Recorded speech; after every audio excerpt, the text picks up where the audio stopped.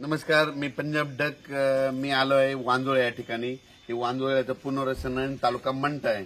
तर काल मध्ये 14 जूनला या ठिकाणी दुपारी 2 वाजता या मंदिराच्या कळसावर वीज पडलेली आहे. तर पाहू शकता हे मंदिराचा कळस आहे. तर मी म्हणत असून भविष्यामध्ये मंदिराच्या कळसावर वीज पडतील आणि बाजूच्या घरावर पडणार नाही. मग हे कळस वीज वाचित त्याचं शास्त्रीकरण तर मी बरेच वेळेस सांगितलेलं आहे. तर हे वांजोळ्या ठिकाणी पडलेली वीज आहे. जीवितहानी कुठं काही झालेली नाही. त्या कळसाने वीज ओढून घेतली तिथं संपून टाकली. तर इतर नसती पडली तर बाजूच्या गजाच्या घरावर पडलेली असती. मी म्हणत असताना भविष्यात मंदिराच्या कळसा वीज पडते आणि या ठिकाणून महाराष्ट्रातल्या शेतकऱ्याला अंदाज देणार आहे. आज आहे 15 जून 2025.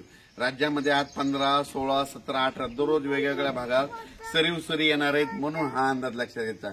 राज्यातल्या सर्व शेतकऱ्याला सांगू इच्छितो की ज्यांच्या जमिनीमध्ये ओल आहे तुम्ही काय करा की जमिनीत पेरणीची तयारी करा. जमिनीत 1 फूट असेल तर तुम्ही पेरणीची तयारी करू शकता.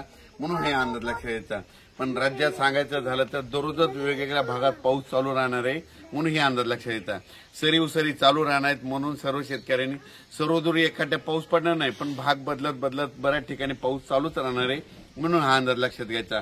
पूर्व विदर्भ, पश्चिम विदर्भ, दक्षिण महाराष्ट्र, उत्तर महाराष्ट्र, कोकणपट्टी, खानदेश, मराठवाडा या सगळ्या भागामध्ये वेगवेगळ्या भागामध्ये दररोजच पाऊस आहे. एकदम पाऊस काय उघडणार नाही, त्याच्यामुळे काही चिंता करायची गरज नाही. म्हणून पेरलेला देखील तुमचा उगवणारच आहे. म्हणून हा अंदाज लक्षात घ्यायचा. आणि योगायोगानं आज मी नगरला जात असताना की मी काल लगेच याला बातमीमध्ये बघितले की वांजोळ्याच्या इथं वांजोळ्या या ठिकाणी कळसा वीज पडली. तर मुद्दामून या ठिकाणी भेट द्यायला आलो आणि पाहू शकता हे वीज अशी पडली त्या कळसाचा झेंडा याचा दुसरा देखील व्हिडिओ त्याचा जे ध्वज होता याच्यावर लावले मंदिरावर जे ध्वज लावलेला होता ते देखील जळाला पाहू शकता. आणि अशी या ठिकाणी प्रशासनाने याची खूप शेतकऱ्याचे फोन येईल तर पेरणी करावं का नाही. तर मी सर्व शेतकऱ्याला सांगू इच्छितो शेतात कुदळ घेऊन जा. जमिनीमध्ये 1 फूट असेल तर तुम्ही पेरल्याच्या नंतर उगवतात म्हणे हे तुम्ही तुमचा निर्णय घ्या. पेरू शकता. पाऊस तर येणार आहे. पाऊस पावसाचं काम करतो. एकदम पाऊस असा उघडणार नाही पण भाग बदलत पडणार तर सरीव सरी येणार आहे. म्हणून हा अंदाज लक्षात घ्यायचा. अचानक वातावरणात बदल झाला तर उद्या एक लगेच मिश्र दिला जाईल. धन्यवाद.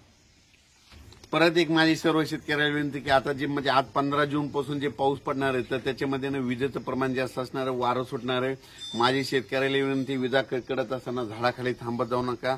आंब्याच्या झाडाखाली थांबत जाऊ नका. लिंबाच्या झाडाखाली थांबत जाऊ नका. नारळाच्या उंच झाडाखाली थांबत जाऊ नका. पाण्याच्या टाकीखाली थांबत जाऊ नका.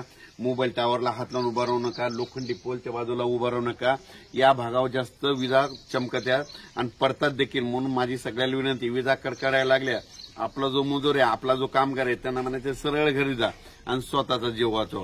असं करून तुम्ही तुमचं विजेपासून संरक्षण करायचं.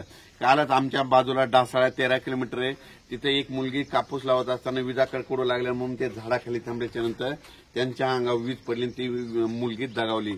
म्हणून माझी तुम्हाला विनंती आहे की विजा कडकडत असताना झाडाखाली थांबत जाऊ नका. वाटल्यास घर जवळ करा आणि स्वतःचा जीव वाचवा. धन्यवाद. आणि आणखीन एक महत्वाचं सांगतो की 15 मे ते 30 मे दरम्यान समजा ही वांजोळ गाव आहे याच्या बाजूला मंठ आहे बघा. तर वांजोळ्याला पाऊस पडला 15 मे ते 30 मे दरम्यान पुनर्वसनावर आणि तिकडे जर नाही पडला तर येणाऱ्या पावसाळ्यामध्ये इथं दररोज येत आहे पण त्या गावाला जातच नाही. अशी परिस्थिती दरवर्षी होते. म्हणून तुम्ही तुमचं लक्षात घ्यायचं 15 मे ते 30 मे दरम्यान तुमच्या बाजूच्या गावाला जास्त पाऊस पडला ना त्या गावाला जास्तच पडणार आणि तुमच्या गावाला कमी पडला की तुम्हाला दरवेळेस सोडून देणार. म्हणून हे लक्षात घ्यायचं. मग तुम्हाला फक्त मोजकाच पाऊस पडतो. मग तुम्हाला पाऊस कधी येणार तर तुम्हाला 20 सप्टेंबर नंतर जास्त पाऊस पडतो. भाग बदलून पाऊस आल्याच्या नंतर. म्हणून हे लक्षात घ्यायचं.